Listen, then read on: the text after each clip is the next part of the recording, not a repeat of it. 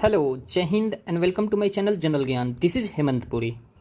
तो देखो, इस वीडियो में हम लोग वर्ल्ड जियोग्राफी से rocks and volcano and earthquake and tsunami के क्वेश्चंस कवर करेंगे एंड कुछ कुछ इंपॉर्टेंट कंसेप्ट्स को समझेंगे।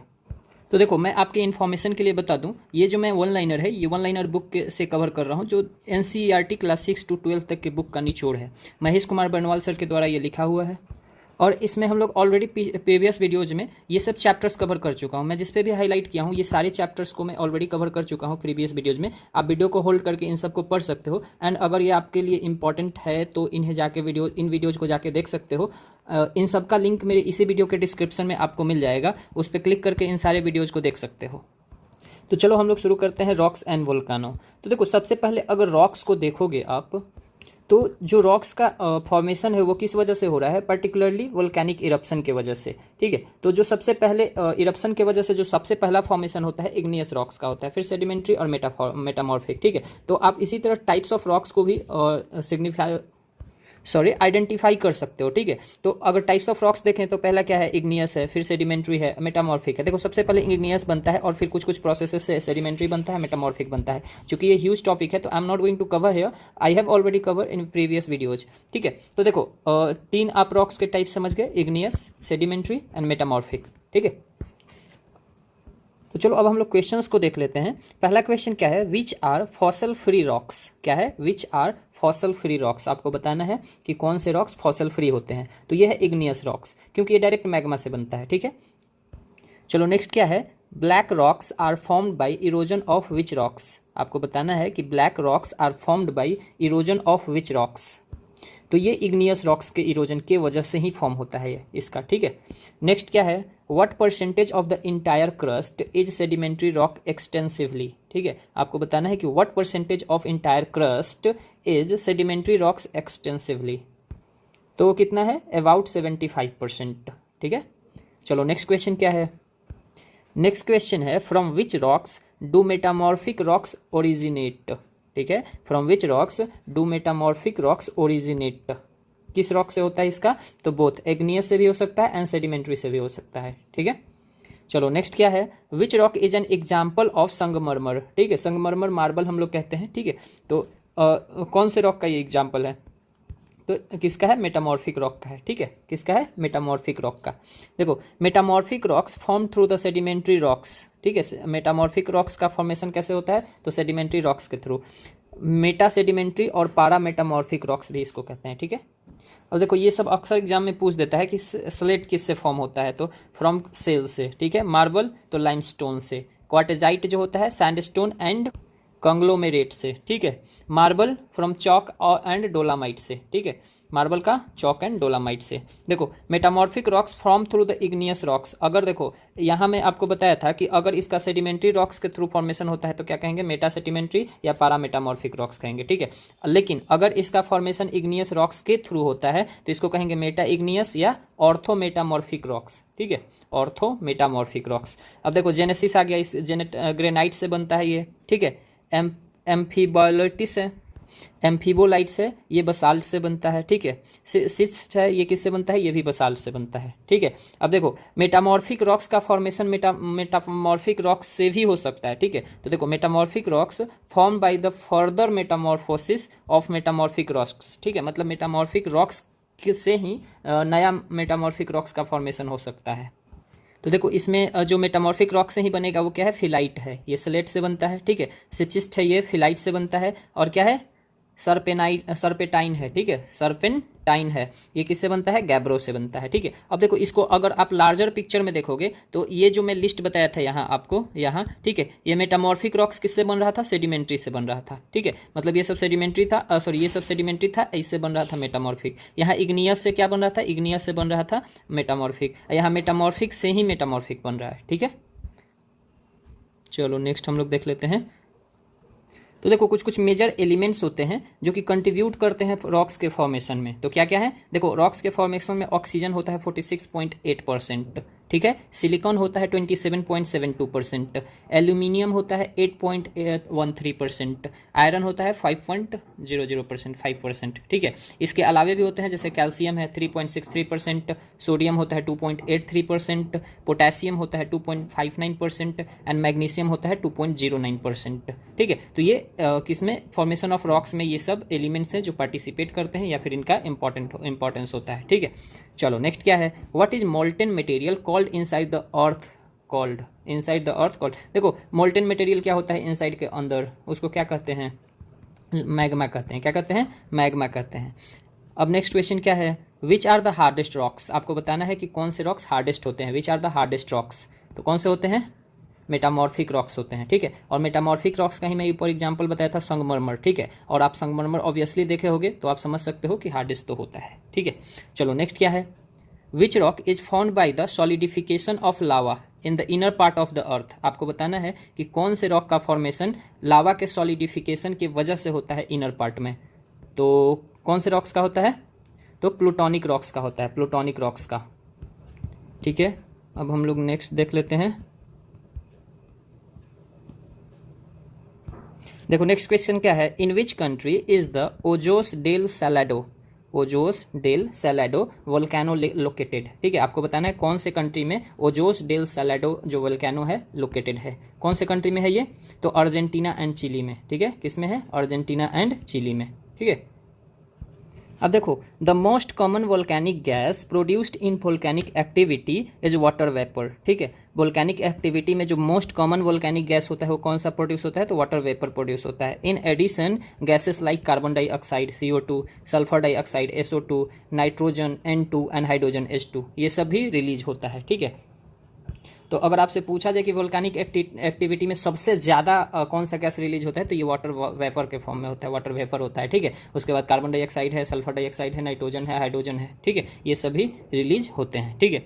नेक्स्ट क्या है, how many types of volcanoes are there based on the activity, ठीक है। अगर एक्टिविटी के आधार पर देखा जाए तो कितने तरह के वोल्कानोज हैं, कितने तरह के हैं, तो 3 तरह के, ठीक है। Active volcano, extinct volcano and dormant volcano, ठीक है। देखो एक्टिव वोल्केनो क्या होता है, जो अधिकतर फूटते रहता है, जैसे अभी देखे होगे इंडोनेशिया में, ठीक है। एक्सटिंक्ट वैसे वोल्केनो होते हैं जो पहले कभी तो हुआ करते थे, ठीक है, मतलब इनमें इरप्शन होता था, लेकिन अब ये फ्यूचर में इरप्शन होने की कोई संभावना नहीं है।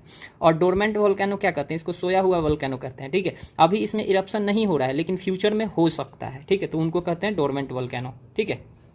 देखो, volcano that have not been seen active for a long time but become active at any time in the future, what are they called, ठीक है। क्वेश्चन क्या है कि वैसे वोल्केनो जो बहुत दिनों से एक्टिव नहीं देखे गए हैं लेकिन संभावना है कि एक्टिव हो सकते हैं एनी टाइम फ्यूचर में, उन्हें क्या कहते हैं, इन्हें ही कहते हैं डोरमेंट वोल्केनो। क्या कहते हैं, डोरमेंट वोल्केनो, ठीक है। चलो नेक्स्ट क्या है, which type of lava contains high amount of silica, ठीक है। आपको बताना है कि विच type of lava contains high amount of silica, तो किस में होता है, एसिडिक लावा में, ठीक है। एसिडिक लावा में बहुत ज़्यादा सिलिका का अमाउंट होता है, ठीक है। नेक्स्ट क्वेश्चन क्या है, which type of volcano is Mount Kilimanjaro, ठीक है। आपको बताना है कि माउंट किलिमंजारो किस टाइप का वोल्केनो है, किस टाइप का है, तो एक्सटिंक्ट वोल्केनो है, ठीक है। मतलब पहले इसमें वोल्केनिक एरप्शन होता था लेकिन अब नहीं होता है, ठीक है, या फिर फ्यूचर में भी अब नहीं हो सकता है, ठीक है। चलो नेक्स्ट क्या है, what type of volcano is located on the Narcondam island, ये अंडमान निकोबार, ठीक है। अंडमान निकोबार का एक आइलैंड है जिसका नाम है नारकोंडम आइलैंड, ठीक है। उस पर कौन सा वोल्केनो लोकेटेड है, तो कौन सा है, कौन सा है, डोरमेंट वोल्केनो है, ठीक है। मतलब अभी इसमें इरेप्शन नहीं होता है लेकिन फ्यूचर में हो सकता है, ठीक है। अब देखो कुछ कुछ रॉक्स के कंपाउंड्स होते हैं, हम लोग उसमें देख लेते हैं और इससे किसका फॉर्मेशन होता है। जैसे देखो सिलिकेट मिनरल्स है, ठीक है, इससे क्या होगा, क्वार्ट्ज का होगा, फेल्डस्पार का होगा, ठीक है, फिर फेरोमैग्नीशियम का होगा, ठीक है। फिर कार्बोनेट मिनरल्स है, इससे कैल्साइट डोलेमाइट का होगा, ठीक है, कैल्साइट डोलेमाइट का होगा। फिर सल्फाइड मिनरल्स है तो इससे क्या होगा, पाइराइट्स, आयरन सल्फाइड्स, ठीक है, पाइराइट्स का होगा, आयरन सल्फाइड्स का होगा। मेटालिक एलिमेंट्स है, इससे आयरन एंड एल्यूमिनियम का होगा, ठीक है। मतलब ये क्या है, ये सब रॉक्स के कंपाउंड्स हैं, ठीक है, जिससे फर्दर रॉक्स का में पाया जाता है, कह सकते हो ये सब कंपोनेंट्स, ठीक है। अब देख लो classification of igneous rocks on the basis of mode of occurrence. ठीक है, देखो अभी मैंने बताया है कि एक्टिव मतलब एक्टिव है कि नहीं, उस आधार पे आपको बताया है एक्टिव, एक्सटिंक्ट एंड डोरमेंट। ठीक है, अब हम लोग देख लेते हैं कि ऑकरेंस के आधार पे। ठीक है, तो एक होगा इंट्रूसिव इग्नियस रॉक्स और एक होगा एक्सट्रूसिव इग्नियस रॉक्स। ठीक है, इंट्रूसिव में देखो इन लगा हुआ है, क्या लगा हुआ है, इन, मतलब ये सरफेस के नीचे ही होगा। ठीक है, मतलब मान लो ये आपका अर्थ का सरफेस है, इसके नीचे ही अगर कोई रॉक्स का फॉर्मेशन हो रहा है तो इसको कहेंगे इंट्रूसिव इग्नियस रॉक्स। एक्सट्रूसिव क्या होगा, ऊपर बनेगा, जैसे माउंट किलिमंजारो का मैं आपको एग्जाम्पल बताया था। ठीक है, तो ऐसे देखो इंट्रूसिव को बांटोगे तो दो में बांट सकते हो। ठीक है, एक होगा प्लूटोनिक इग्नियस रॉक्स, एक होगा हाइपर वेसल इग्नियस रॉक्स। ठीक है, plutonic and hyper vessel. Further अगर हाइपर वेसल को हम लोग बांटे तो आप सुनते होगे बैथोलिथ्स, लैकोलिथ्स, फैकोलिथ्स, लोपोलिथ्स एंड सिल्स एंड डाइक्स। ठीक है, अब ये आपको नहीं समझ में आ रहा है तो देखो ये सब क्या है, इंटरनल स्ट्रक्चर है। मैं आपको दिखाता हूँ, देखो इस पिक्चर को अगर आप समझ गए तो समझ जाओगे। ठीक है, देखो इधर मान लो कि लावा है, जब ये निकल रहा है ऊपर चला जा रहा है। ठीक है, अब जब ऊपर निकल के जो भी फॉर्मेशन कर रहा है तो इसको क्या कहेंगे, एक्सट्रूसिव कहेंगे, एक्सट्रूसिव। लेकिन कुछ कुछ होता है कि देखो इधर से लावा चला चला चला चला, लेकिन इस लावा में इतना पावर नहीं था कि जमीन को छेदते छेदते ऊपर जाके ब्रस्ट कर सके। ठीक है, तो अंदर ही रह गया, अंदर रह गया तो इसको जहां जहां जगह मिला उधर उधर फैल गया। ठीक है, तो उसी आधार पर इसका नाम बन जाता है। तो आप अगर ध्यान से देखोगे तो मान लो ये अर्थ का सरफेस है, क्या है, अर्थ का सरफेस है, तो इसके नीचे भी कुछ स्ट्रक्चर बन रहे हैं, जैसे ये देखो डोम शेप का। ठीक है, ये सब क्या बन रहा है, अंदर की तरफ स्ट्रक्चर बन रहा है। ठीक है, और ऊपर देखोगे तो ऐसा देखो स्ट्रक्चर बन रहा है ऊपर। ठीक है, तो इसी आधार पर इसको बांट दिया जाता है। तो देखो सबसे जो नीचे जो लावा ऐसा इतना जम जाता है, बहुत बड़ा कह सकते हो, इसको कहते हैं बैथोलिथ। क्या कहते हैं, बैथोलिथ। अगर मान लो ऊपर बढ़ा बढ़ा बढ़ा ऐसे ऐसे ऐसे लाइन बन गया। ठीक है, ऐसे लाइन बन गया, मतलब जमीन तक निकल नहीं पाया, तो इसको क्या कहेंगे, लोपोलिथ कहेंगे। इसमें सील होते हैं। ठीक है, एंड डाइक होता है, मतलब थोड़ा थोड़ा निकल पाता है ऊपर। ठीक है, फिर देखो ऐसे निकला, एक जगह ऐसे डोम शेप बनाया, फिर निकला ऐसे बनाया, और देख सकते हो एस टाइप का बना दिया। ठीक है, इसी को कहते हैं फैकोलिथ। ठीक है, और जैसे देखो ऐसे निकला और कंप्लीटली डोम शेप बना दिया। ठीक है, ऐसे बना दिया तो इसको क्या कहेंगे, लैकोलिथ कहेंगे। ठीक है, और देखो यहाँ से निकला और जमीन के सतह से नीचे ही, मतलब थोड़ा सा सट के ही नीचे ही क्या हुआ, पसर गया, मतलब फैल गया। ठीक है, उसके बाद कुछ कुछ निकलता है तो पैरासिटिक कोन बना देता है, इधर से भी निकल जाता है, ऊपर निकलता है तो वल्कानो बना देता है। ठीक है, तो अगर आप वो समझ गए होंगे तो आपको अब इंट्रूसिव इग्नियस रॉक समझ में आ गया होगा। इसमें प्लूटोनिक होता है, हाइपरवेसल होता है, हाइपरवेसल को ही कैटेगराइज करते हैं तो ऐसे कैटेगराइज कर देते हैं। ठीक है, अब देखो जो एक बाहर निकलता है उसमें एक होता है एक्सप्लोसिव, जो एकदम ब्रस्ट करता है। ठीक है, इसमें से बहुत ज़्यादा वाटर वेपर, कार्बन डाइऑक्साइड वगैरह सब निकलता है, और एक होता है कि क्विट होता है। ठीक है, मतलब आराम से निकलता है, धीरे धीरे बहने लगता है। ठीक है, मतलब देखो नीचे से निकला निकला निकला और आराम से फैल जाता है। ठीक है, और एक जो है एक्सप्लोसिव है, ये क्या करेगा, निकलेगा एकदम ऊपर, आवाज़ करेगा बहुत तेज। ठीक है, और फैल जाएगा, तो क्या हो गया, एक्सप्लोसिव हो गया। ठीक है, अब देखो इसमें जो वोल्केनो से जो निकलते हैं छोटे, मतलब कह सकते हो रॉक्स के छोटे छोटे टुकड़े। ठीक है, इनके साइज के आधार पर इनको नाम दिया गया है। ठीक है, देखो इतना बड़ा है, इतना बड़ा है, इतना बड़ा है, फिर इतना बड़ा है। ठीक है, तो इसको क्या नाम करेंगे, ठीक है, नामकरण इसका कैसे करेंगे, तो देखो जो आप कह सकते हो 256 mm से बड़े होते हैं उसको कहते हैं बोल्डर कहते हैं। ठीक है, क्या कहते हैं, बोल्डर कहते हैं। अच्छा, जो 256 to 64 मिलीमीटर के होते हैं, मतलब इसके बीच में, तो इसको कहते हैं कॉबल। ठीक है, और 64 से 4 मिलीमीटर तक को कहते हैं पेबल। ठीक है, फिर 4 to 2 मिलीमीटर को कहते हैं ग्रैनुएल। ठीक है, फिर इस देख सकते हो 0.0312 से 0.004 तक के जो होते हैं उसको कहते हैं सिल्ट, और जो एकदम छोटे होते हैं। ठीक है, आप क्ले का नाम सुने होंगे। ठीक है, क्ले जो होते हैं एकदम छोटे होते हैं, 0.004 से 0.00012 तक होते हैं, इनको कहते हैं क्ले। ठीक है, तो इन साइज के आधार पर क्या है, इनका नाम दिया गया है, तो आप याद रख सकते हो इसको। ठीक है, और ये वाला मैं ऑलरेडी आपको फिगर समझा दिया हूँ। ठीक है, अब देखो the largest volcano known so far in our solar system is Olympus Mons. ठीक है, क्या है, ओलंपस मून्स है, which is located on Mars. ठीक है, अगर आपसे पूछा जाए कि पूरे सोलर सिस्टम में अभी तक का नोन लार्जेस्ट वोल्केनो कौन सा है, तो ये है ओलंपस मून्स। ठीक है, जो कि मार्स पे लोकेटेड है। ठीक है, अब आपको बताना है नेक्स्ट क्वेश्चन कि which volcano is called the lighthouse of the Mediterranean sea. ठीक है, मेडिटेरियन सी का लाइट हाउस किस वोल्केनो को कहा जाता है, किस वोल्केनो को कहा जाता है, तो माउंट स्ट्रैम्बोली को कहा जाता है। किसको कहा जाता है, माउंट स्ट्रैम्बोली को। ठीक है, इस पे अक्सर कह सकते हो आप वोल्केनिक इरप्शन होते रहते हैं, लाइट निकलते रहता है, ठीक है।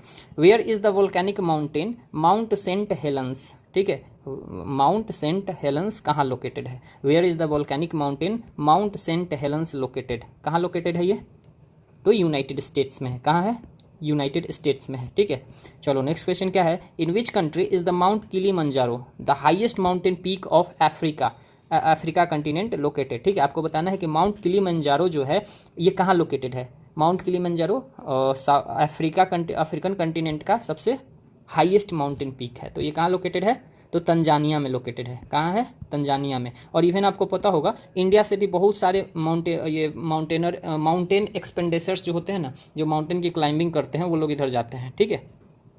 चलो नेक्स्ट क्वेश्चन क्या है? Mauna Loa is an active volcano, where it is located? आपको बताना है कि मोना लोआ क्या है? मोना लोआ एक्टिव वोल्केनो है, ये कहाँ लोकेटेड है? कहाँ लोकेटेड है? तो ये है हवाईयन आइलैंड, जो कि यूनाइटेड स्टेट्स का एक आइलैंड है जिसका नाम है हवाईयन आइलैंड्स, यहीं लोकेटेड है, ठीक है। नेक्स्ट क्या है? Which type of only active volcano is Antarctica? In Antarctica. आपको बताना है कि अंटार्कटिका में ओनली एक्टिव वोल्केनो कौन सा है? तो कौन सा है? माउंट एरेबस है। क्या है? माउंट एरेबस, ठीक है। नेक्स्ट क्या है? Which are the 2 dead volcanoes of Iran? ठीक है, ईरान के 2 डेड वोल्केनोस कौन से हैं? मतलब पहले इनको कह सकते हो आप कि ये एक्सटिंक्ट हैं, ठीक है। तो देखो देवबंद एंड कोह सुल्तान है। कौन कौन? देवबंद एंड कोह सुल्तान, ठीक है। देखो the Eurasian plate, African plate and Indian plate come under the mid Continental volcano belt. अगर आपको पता होगा तो आप जानते होंगे इधर जो इंडोनेशिया वाला साइड है इसको कहा जाता है वोल्केनो बेल्ट, ठीक है। तो इसमें देखो यूरेशियन प्लेट है, अफ्रीकन प्लेट है और जो इंडियन प्लेट है इनको मिड कंटिनेंटल वोल्केनो प्लेट कहते हैं, बेल्ट कहते हैं, ठीक है, ठीक है। चलो नेक्स्ट क्वेश्चन क्या है? What is about shaped depression? आपको बताना है shaped depression found at the top of a volcano call, ठीक है। वोल्केनो के टॉप पे जो शेप्ड डिप्रेशन होता है इसको क्या कहते हैं? तो क्रेटर कहते हैं, ठीक है। क्या कहते हैं? क्रेटर, ऐसे, ठीक है। ये वोल्केनो का मान लो ऊपर वाला हो गया तो इसको क्या कहते हैं? क्रेटर कहते हैं, ठीक है। अब देखो आपको मैं कुछ लिस्ट दे रहा हूँ जो कि एक्टिव वोल्केनोज हैं अर्थ के, जो मेजर हैं, ठीक है। वैसे तो एक्टिव बहुत हैं लेकिन हम लोग मेजर देखेंगे अभी यहाँ, ठीक है, क्योंकि यही सब एग्जाम में पूछता है। तो देखो एक्टिव वोल्केनोज ऑन अर्थ, तो मैं बताता हूँ आपको वोल्केनो का नाम, आप बताओगे कंट्री, फिर मैं बताऊँगा हाइट जो कि लिखा हुआ है इधर, ठीक है। बताओ कोटापैक्सी कहाँ है? कोटापैक्सी कहाँ है? कोटापैक्सी कहाँ है? तो कहाँ है? इक्वाडोर में है। कहाँ है? इक्वाडोर में है। क्लायूचेवस्काया ये कहाँ है? तो रशिया में है, ठीक है। ये वेस्काया सब रशिया का ही होता है, ठीक है। इसका हाइट देख सकते हो, जो कोटापैक्सी है सबसे हाईएस्ट है 5897 मीटर का है, ठीक है। और ये जो रसिया वाला है ये कितना है? 4688 मीटर का है। रैंगल आपको बताना है, रैंगल कहाँ है? तो ये अलास्का यूएसए में है, 4317 मीटर हाइट है। कैमरून बताना है, कैमरून कहाँ है? तो अफ्रीका में है, ठीक है। कैमरून कहाँ है? अफ्रीका में है। ये 4070 मीटर है। एरेबस बताना है आपको, एरेबस कहाँ है? तो अंटार्कटिका में है। वनली एक्टिव वोल्केनो है, ठीक है। 3795 मीटर है, ठीक है। फिर आपको बताना है निरियागोंगो है, ठीक है। निरियागोंगो कहाँ है? तो ये DRC कॉन्गो में है, ठीक है। ये 3470 मीटर हाइट पे है। आपको बताना है इलियामना कहाँ है? तो ये कहाँ है? यूएसए का ही है, ये एल्टुयन रेंज है उस पे है ये, ठीक है। तो 3053 मीटर पे है, ठीक है। इतना आपको बताना है, इतना ये है सिसिली कहाँ है? इटली में। तो इतना से याद रखना, इटली में है, ठीक है। 3340 मीटर पे है, ठीक है। माउंट बेकर कहाँ है? तो यूएसए का ही है, कस्काटे रेंज वही है, ठीक है। यूएसए का कस्काटे रेंज है, माउंट बेकर उसी पे है। तो ये कितना है? 3285 मीटर पे है, ठीक है। चिल्लन आपको बताना है, चिल्लन कहाँ है? तो चिली में है। कितना है? 3200 मीटर हाइट पे है। फिर आपको क्या बताना है? न्यामुरागिरा कहाँ है? कॉन्गो में है, ठीक है। ये 3090 मीटर हाइट पे है, ठीक है। फिर आपको बताना है वेलारिका, क्या है? वेलारिका कहाँ है? तो चिली में है, ये 2842 मीटर पे है। फिर आपको बताना है रुआपेहू कहाँ है? रुआपेहू कहाँ है? तो न्यूजीलैंड में है, 2797 मीटर पे है, ठीक है। फिर आपको बताना है पोरक कहाँ है?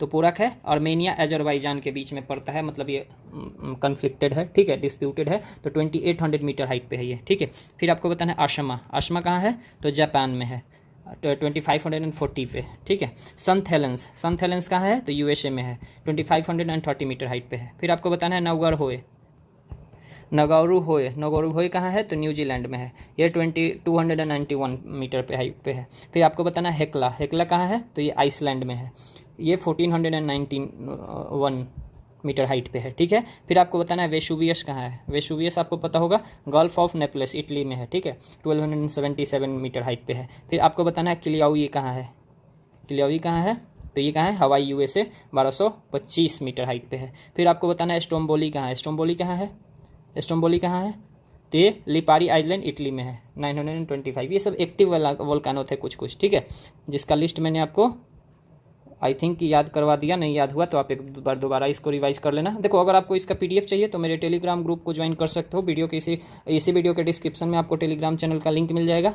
उस पर क्लिक करके आप इन सब पीडीएफ को डाउनलोड कर सकते हो, और भी कुछ मैं भेजने वाला हूँ उधर, तो आप ज्वाइन कर सकते हो उधर, ठीक है।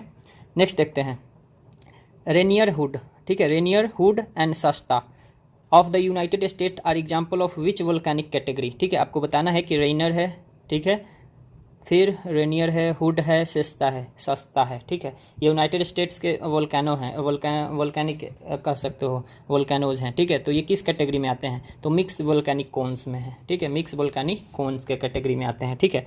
चलो आपको बताना है कि which is the world's highest active volcano, world's highest active volcano कौन सा है, ऊपर बताया था मैं लिस्ट में, तो कोटापैक्सी है, कौन सा है, कोटापैक्सी है।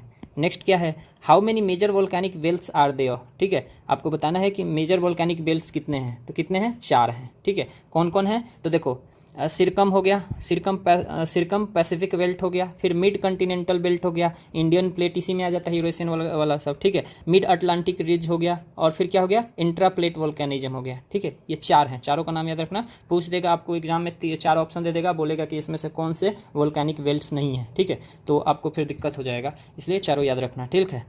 चलो नेक्स्ट क्या है, alkaline lava cone is also known as, alkaline lava cone को और किस नाम से जानते हैं, तो इसको कहते हैं सिल्ड कोन, क्या कहते हैं, सिल्ड कोन, ठीक है। अब देखो अगर विजिबल है तो ओके, तो देखो the Katmai mountains of Alaska, क्या है, Katmai mountains of Alaska United States are called the valley of 10,000 smokers, ठीक है। अगर आपसे पूछा जाए कि 10,000 स्मोकर्स का वैली किसे कहा जाता है, तो कटमाई माउंटेन्स को कहा जाता है, ठीक है। कटमाई माउंटेन्स का है, अलास्का में है, ठीक है। तो देखो ये हो गया, अब हम लोग कर लेते हैं अर्थक्विक एंड सुनामी के क्वेश्चंस, ठीक है, और इसके कुछ कुछ कॉन्सेप्ट्स को देख लेते हैं, अर्थक्विक एंड सुनामी। तो देखो अगर हम लोग अर्थक्विक्स को देखें तो इसको 2 भाग में कैटेगराइज कर सकते हैं, ठीक है। एक होता है नेचुरल, एक होता है एंथ्रोपोजेनिक, ठीक है। तो नेचुरल अर्थक्विक तो आप समझ रहे हो कैसे काउज होता है। इस नेचुरल अर्थक्विक काउज होने के 2-3 मेजर रीजन है, 4, ठीक है। एक तो होगा volcanic earthquake, tectonic earthquake, isostatic earthquake, ठीक है, फिर प्लूटोनिक अर्थक्विक्स, ये 4 हो सकते हैं, ठीक है। तो वोल्केनिक अर्थक्विक कैसे काउज होगा, तो earthquake cause due to volcanic eruption of explosive and fissure types, ठीक है।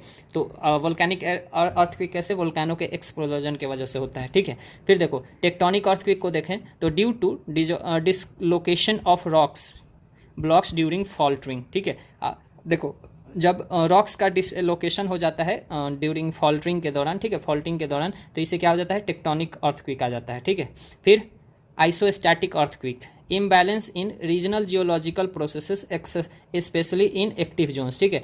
कुछ आप कह सकते हो कि इम्बैलेंस हो जाता है रीजनल जियोलॉजिकल प्रोसेसेस में, तो इसके वजह से आ जाता है आइसोस्टैटिक, ठीक है। प्लूटोनिक कैसे आता है, deep focus earthquakes occurring at greater depths ranging from 240 kilometre to 670 kilometre, ठीक है। प्लूटोनिक अर्थक्विक्स कहा जाता है, तो ये डीप फोकस ऑफ अर्थक्विक्स की वजह से आता है, जो कि बहुत ही ज़्यादा गहराई में होता है, ठीक है। आप कह सकते हो 240 से लेकर 670 किलोमीटर के गहराई तक, ठीक है।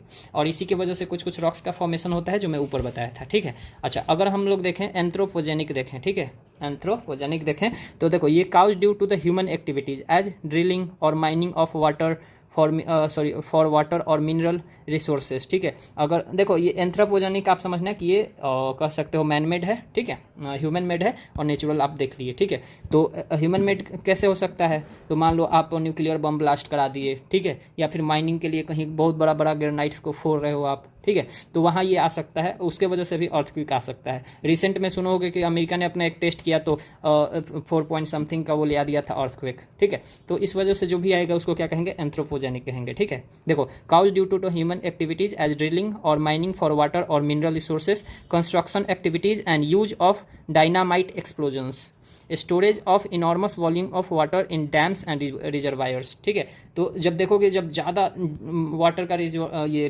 रिजर्व हो जाता है रिजर्वायर्स में, और एकाएक उसको छोड़ा जाता है, फिर भी थोड़ा सा आ जाता है वोल्केनिक, ठीक है, सॉरी अर्थक्वेक्स। तो आप आई थिंक कि अर्थक्वेक्स के दोनों टाइप समझ गए।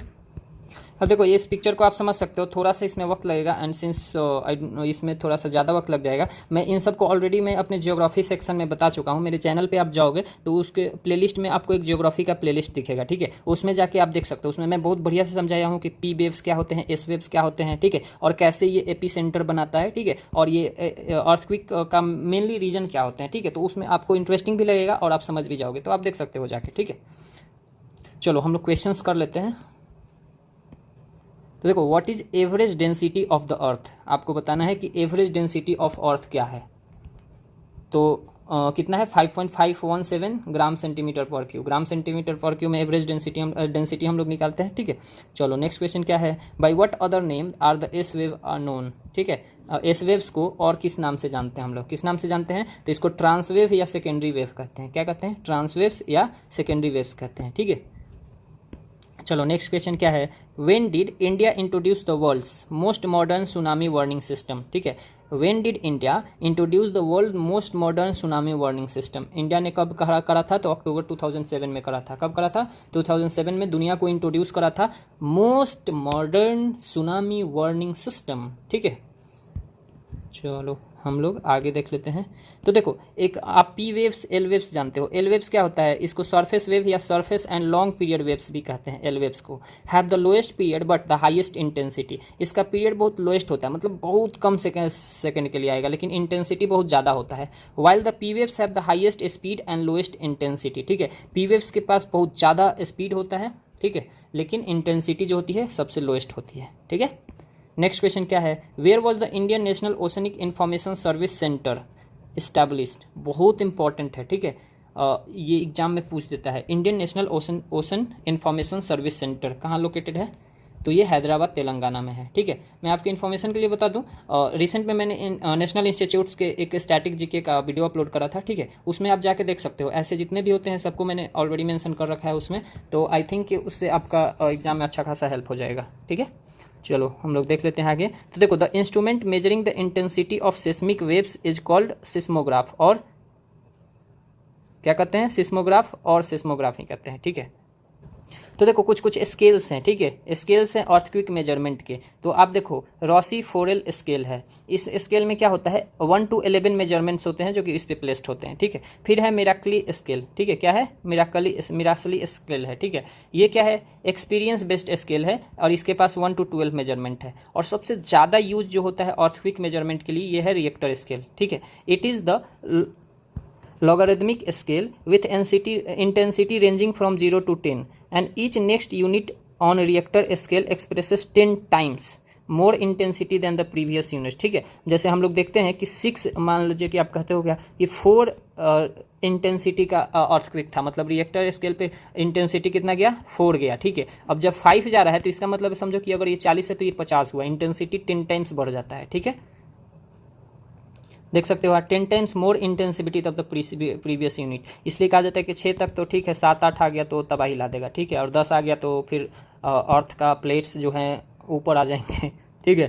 तो 10 वुड बी वेरी डेंजरस। तो चलो नेक्स्ट देख लेते हैं हम लोग, where are seismic waves first experienced, ठीक है। सेस्मिक वेव्स को सबसे पहले कहाँ एक्सपीरियंस करा जाता है, तो कहाँ करा जाता है, तो एपी सेंटर पे, ठीक है, एपी सेंटर पे। एपी सेंटर आप जान ही रहे हो, जो एकदम बीच वाला सेंटर होता है किसी भी अर्थक्वेक का। चलो नेक्स्ट क्या है, which place is called the earthquake capital of the world, ठीक है। किस जगह को हम लोग कहते हैं earthquake capital of the world, किस जगह को कहते हैं, तो ये क्या है, पर्क फील्ड है, कैलिफोर्निया में एक जगह है पर्क फील्ड, इसको कहते हैं earthquake capital of the world. ठीक है, अब देखो अगर वो दुनिया के अर्थक्विक्स का हम लोग डिस्ट्रीब्यूशन देखें, ठीक है, वर्ल्ड डिस्ट्रीब्यूशन ऑफ अर्थक्विक्स, तो देखो इसमें है एक सिरकम पैसिफिक बेल्ट, मैं आपको ऊपर बताया था, mid continental belt and mid Atlantic ridge. ठीक है, तो देखो सिरकम पैसिफिक बेल्ट को अगर आप देखोगे, थोड़ा सा जूम आउट कर दूं, तो देखो सिरकम पैसिफिक बेल्ट कहाँ है, तो देखो AP centre of the coastal margins of north and south America and east Asia, representing eastern and western margin of Pacific ocean. ठीक है, this belt accounts for 65% of total earthquakes of the world. ठीक है, तो आप समझ सकते हो कि अगर आपसे पूछा जाए कि 3 बेल्ट दे दिया जाए और बोला जाए कि सबसे ज़्यादा अर्थक्विक किस में होते हैं, तो सिरकम पैसिफिक बेल्ट में होता है। ठीक है, इसमें 65% ऑफ द टोटल अर्थक्विक्स होते हैं दुनिया के। ठीक है, मिड कॉन्टिनेंटल बेल्ट कौन से हैं, तो देखो मेडिटेरियन बेल्ट और अल्पाइन हिमालयन बेल्ट, इसको क्या कहते हैं, मिड कॉन्टिनेंटल बेल्ट कहते हैं। About 21% of total seismic events of the world are recorded in this belt. ठीक है, दुनिया के 21% टोटल अगर देखा जाए सिस्मिक इवेंट्स के, तो इसी बेल्ट में रिकॉर्ड होते हैं। ठीक है, it includes epicentres of Alpine mountains and its offshoots in Europe's, Mediterranean Sea, North Africa, Himalayas and Burmese hills, यहाँ इसके ऑफ शोर्ट्स को देखा जा सकता है। ठीक है, अच्छा अगर हम लोग अब बात करें किसकी, मिड अटलांटिक रिज की। ठीक है, तो देखो extends from Iceland to in the north to Bouvet island in the south. ठीक है, आइसलैंड से लेके वॉवेट आइलैंड तक ये कर सकते हो एक्सटेंड करता है, और ये इसमें बहुत लो फ्रीक्वेंसी अर्थक्विक्स आते हैं। ठीक है, अब देखो ये जो वेव्स होते हैं, waves can move in solid as well as in liquid medium, but is speed is slow in liquid medium as compare to solid. ठीक है, ये भी आप जानते ही होंगे कि कोई भी चीज़ सॉलिड में ज़्यादा, जैसे साउंड है, कोई भी इंटेंसिटी है, सॉलिड में फास्ट ट्रैवल करती है। ठीक है, तो इसी तरह वेव्स भी है जो ये सॉलिड एंड लिक्विड दोनों मीडियम में क्रॉस कर सकता है, लेकिन इसका जो स्लो होता है, स्पीड होता है, ये लिक्विड में स्लो होता है अगर कंपेयर करा जाए सॉलिड से। तो ठीक है, तो देखो इस चैप्टर में इतना ही था, इस वीडियो में इतना ही। अगले वीडियो में हम लोग करेंगे क्या, कंटिनेंट्स, द कंटिनेंट्स। तो देखो अगर आपको कोई डाउट हो, ठीक है, या फिर आपको कुछ सब्जेक्ट्स रिकमेंड करना हो, कुछ चैप्टर्स रिकमेंड करना हो, या फिर कुछ फीडबैक देना हो, तो आप कमेंट में टाइप कर सकते हो। बाद बाकी आप अभी वीडियो को अपने फ्रेंड्स के साथ शेयर कर सकते हो, चैनल को सब्सक्राइब कर लो। मिलता हूँ मैं आपसे अगले वीडियो में, तब तक के लिए आप अपना ध्यान रखो। जय हिंद।